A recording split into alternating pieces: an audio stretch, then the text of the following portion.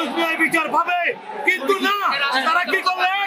তারা রাষ্ট্রযন্ত্রকে ব্যবহার করে এই কমিউনিটির মানুষদের সনাতনীদেরকে দমন নিপীড়নের জন্য একের পর এক মিথ্যা মামলা দিয়েছে। এর ধারাবাহিকতায়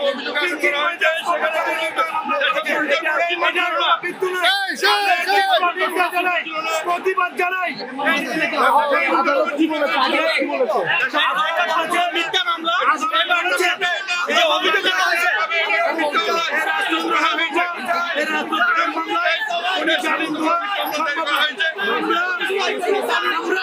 সবাই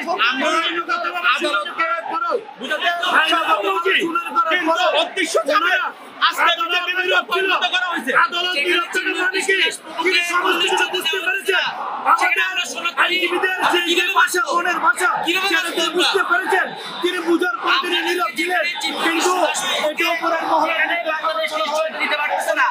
আমরা